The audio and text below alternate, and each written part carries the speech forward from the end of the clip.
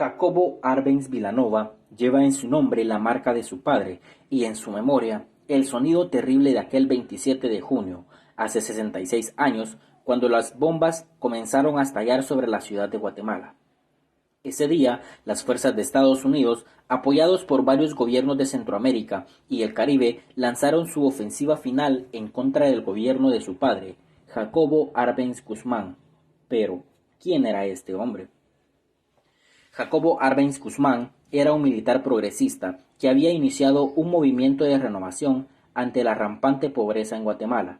El golpe de Estado había comenzado días antes, en la noche del 18 de junio de 1954, cuando casi 500 soldados, al mando del coronel Carlos Castillo Armas, habían cruzado la frontera desde Honduras con un único objetivo: ponerle fin al gobierno de Jacobo Arbenz. Más de una semana después, la ofensiva avanzaba indetenible hacia la capital y los aviones de guerra comenzaron a sobrevolar la ciudad. Guatemala era un país casi feudal y Jacobo Arbenz comienza a tomar un grupo de medidas de corte progresista que trataban de solucionar esa situación de atraso que vivía el país. Para aquel entonces, las 3/4 de la población guatemalteca controlaban en conjunto menos del 10% de las tierras. Mientras tanto, United Fruit Company de Estados Unidos era la dueña del más del 50% de todos los terrenos cultivables, de los que tenían sembrados apenas el 3%. Es en ese contexto en el que Jacobo Arbenz dicta una serie de medidas que promueven un cambio social y que llevaron a los guatemaltecos más pobres a sentir que estaban viviendo una época inédita.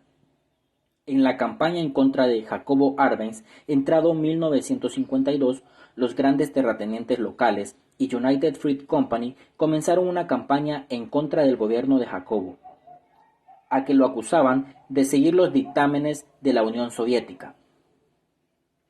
Es en ese contexto, varios gobiernos de la región también temieron que el ejemplo de Guatemala se extendiera por sus propios países, por lo que comenzaron a presionar a Estados Unidos para que pusiera fin a aquella experiencia.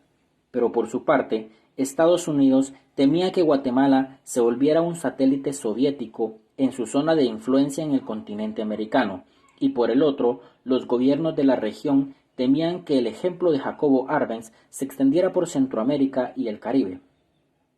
Así, los gobernantes del Pacto de Cuba, Honduras, Nicaragua, Venezuela y República Dominicana también se sumaron para intentar poner fin a la experiencia social de Jacobo Arbenz en Guatemala, pero no quedó ahí. Jacobo Arbenz se vinculó con el Partido Guatemalteco del Trabajo, que profesaba abiertamente el comunismo. Para muchos, ese pacto fue la muestra de sus intenciones de llevar al modelo de la URSS a Guatemala. Pero, en realidad, la Unión Soviética todavía no tenía ningún interés en la región. Un año antes había muerto Stalin, y los soviéticos aún estaban más ocupados con sus propios problemas. Pero, además, no podemos decir que las medidas de Jacobo Arbenz buscaban promover el comunismo en Guatemala. Más bien, eran ideas cercanas a los ideales de la Revolución Mexicana, que de hecho tuvo asesores que habían sido parte de dicha revolución.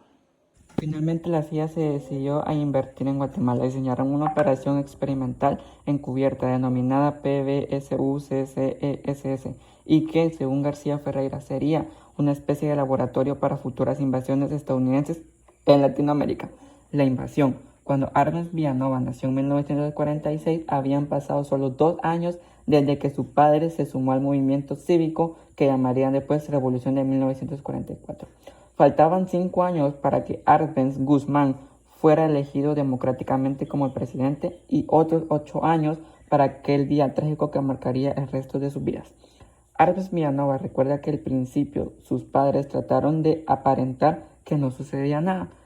Luego hicieron lo posible por no preocuparnos, pero pronto nos dimos cuenta de lo serio de la situación y de los peligros que corría en cuenta.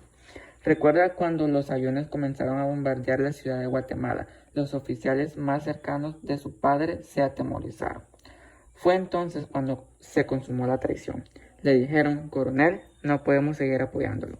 El 27 de junio de 1954 a las 9 de la noche, Arbenz renunció como presidente de Guatemala, con la esperanza, dijo, de salvar las conquistas democráticas de la revolución. Su figura todavía causa controversia y su legado sigue siendo un tabú 65 años después. Las huellas, desafortunadamente la invasión y el golpe tuvieron un efecto desastroso que duró por mucho en nuestras familias, pero también en toda Guatemala. Recuerda Arbenz Villanueva. Cuando su familia iba a abandonar Guatemala, los militares en el aeropuerto obligaron a su padre a quitarse la ropa para desvestirlo y revisarlo. Las cámaras de los medios captaron la humillación que sería una de las últimas de los que publicaría Arbenz en Guatemala por décadas. Según cuenta García Ferreira, eso no fue el final.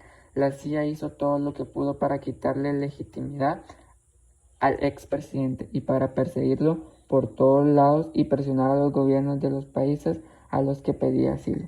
De hecho, el único sobreviviente de aquella tragedia familiar recuerda que el golpe de Estado fue solo el inicio de la pesadilla mayor. Arbenz Villanueva fue condenado a un exilio que duró 50 años y que extendió por 9 países, los cuales son México, Francia, Suiza, República Checa, la Unión Soviética, Uruguay, Cuba, El Salvador y Costa Rica. No fue fácil, a mis hermanas les afectó mucho y sufrieron mucho lo que pasó. Como resultado, una de ellas se quitó la vida en 1965 y la otra en el 2004. La consecuencia de este fue la primera intervención de la CIA en América Latina, el golpe de Estado contra Arbenz y el pueblo trabajador guatemalteco, además de permitir mantener intactos los intereses del imperialismo y la oligarquía, inauguró un prolongado periodo de décadas de terror sangriento contra los trabajadores y campesinos pobres, estudiantes, etc., y que dejó un saldo de cuando menos 2.000 asesinatos y desaparecidos políticos. Washington no solo impuso el gobierno militar y armó, sino que además le señaló una lista de personas que debían ser eliminadas de inmediato. Los logros y los avances de la herencia de la Revolución del 44.